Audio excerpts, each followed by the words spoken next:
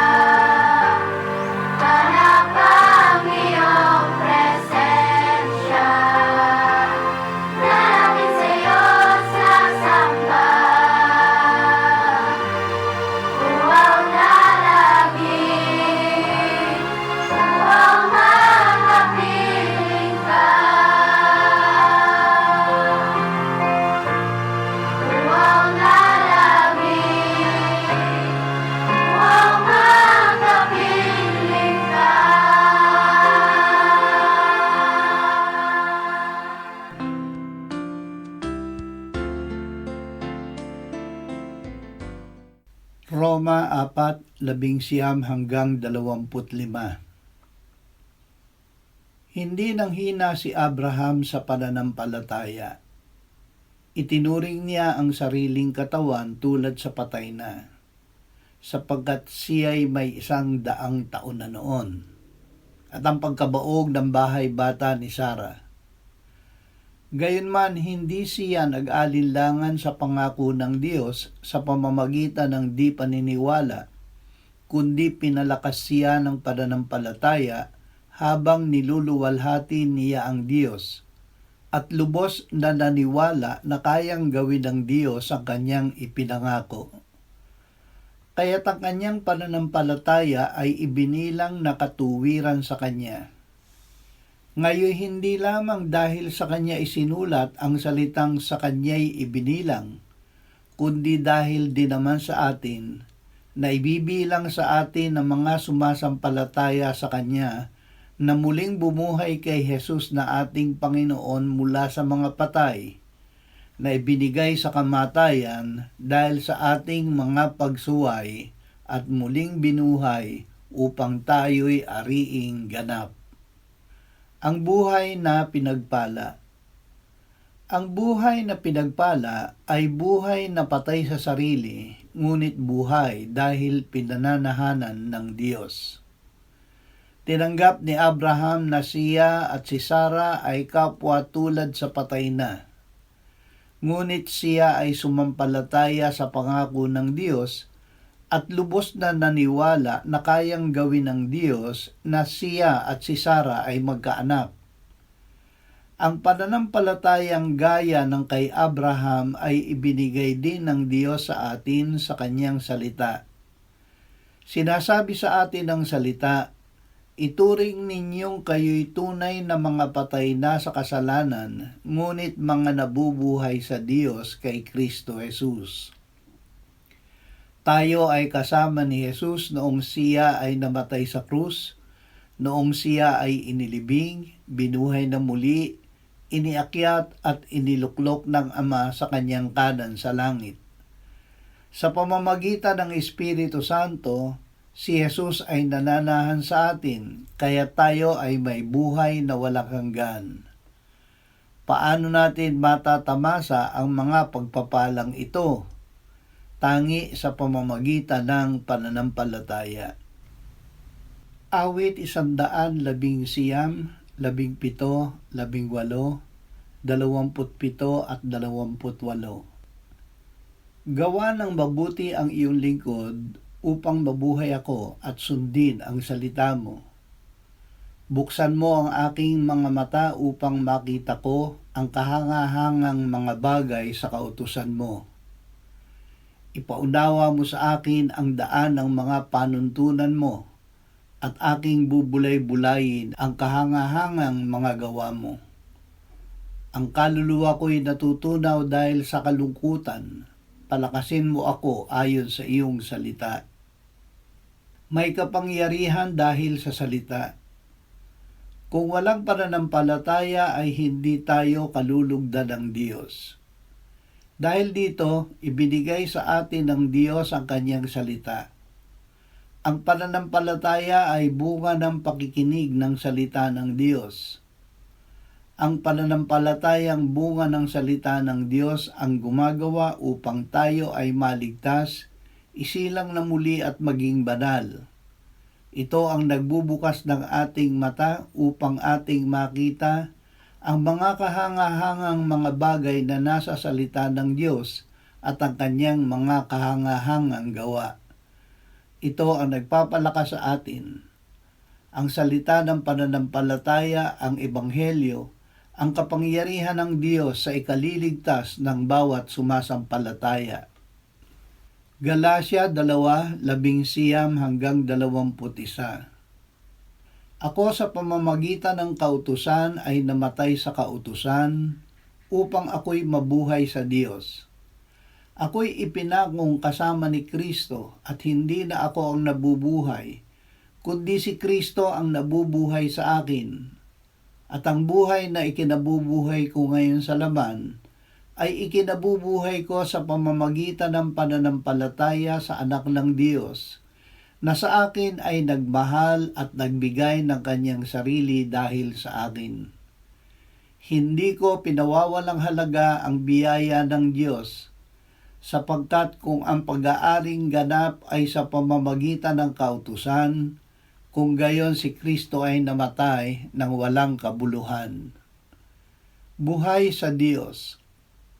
Ibinigay sa atin ng Diyos ang kautusan upang tayo ay mamatay sa kasalanan at mabuhay sa Diyos. Ibinigay sa atin ng Diyos ang Ebanghelyo, ang salita ng pananampalataya upang tayo ay maligtas.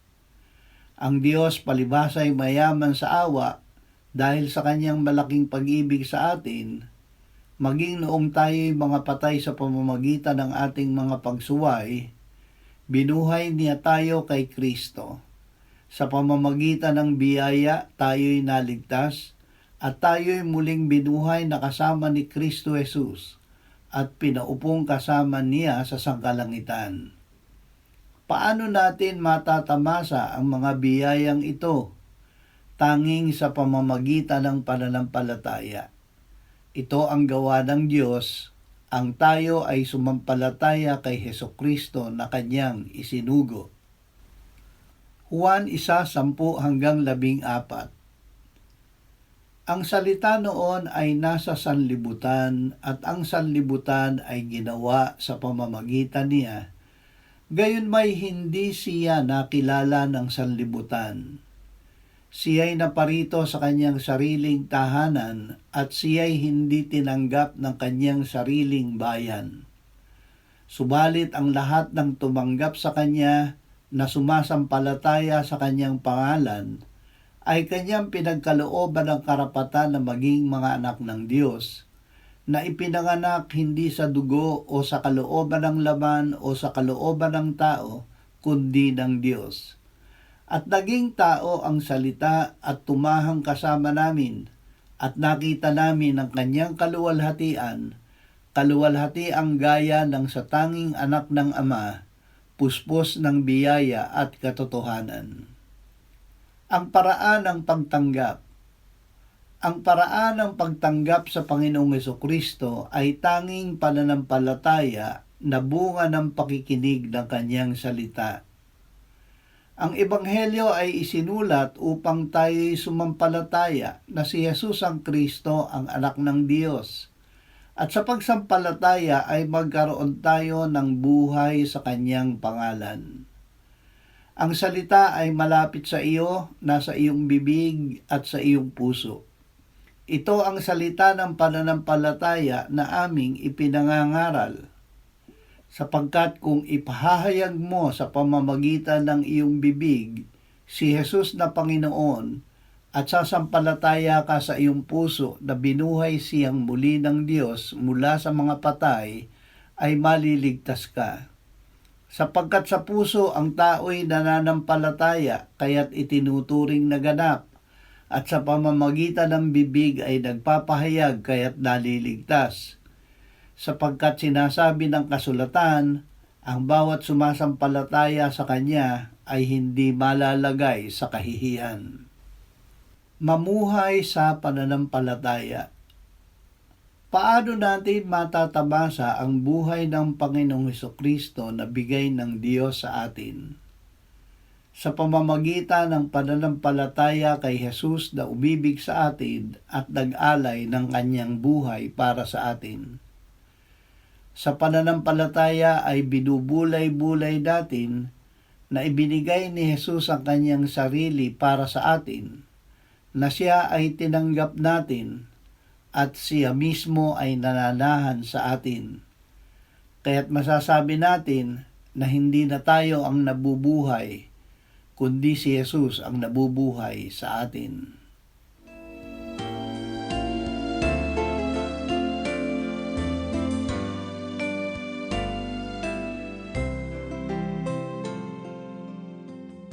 Manalangin tayo.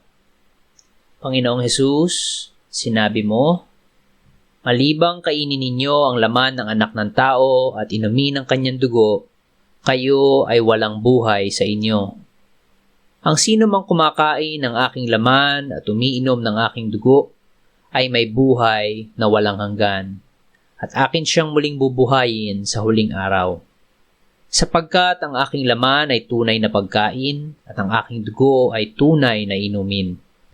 Siya na kumakain ng aking laman at umiinom ng aking dugo ay nananahan sa akin at ako sa kanya. Kung paanong buhay ang Ama na nagsugo sa akin at ako ay nabubuhay sa pamamagitan ng Ama, gayon din siya na kumakain sa akin, siya man ay mabubuhay sa pamamagitan ko. Panginoong Hesus, aming tagapagligtas, tinatanggap ka namin sa oras na ito bilang aming tinapay ng buhay. Tinatanggap namin ang iyong katawan na ipinako sa krus, namatay, inilibing, binuhay na muli, at iniakyat ng Ama sa kanyang kanan sa langit bilang aming tunay na pagkain. Tinatanggap namin ang iyong dugo na nabuhos sa ikapagpapatawad ng aming kasalanan bilang aming tunay na inumin. Manahan at mabuhay ka sa amin upang kami ay mamuhay sa pamamagitan mo kung paanong ikaw ay namuhay sa pamamagitan ng Ama. Salamat, Ama, sapagkat dahil kay Kristo, kami ngayon ay nakapamumuhay kasama mo kaisa ng Espiritu Santo. Sa iyo ang lahat ng kaluwalhatian, ngayon at magpakailanman. Amen.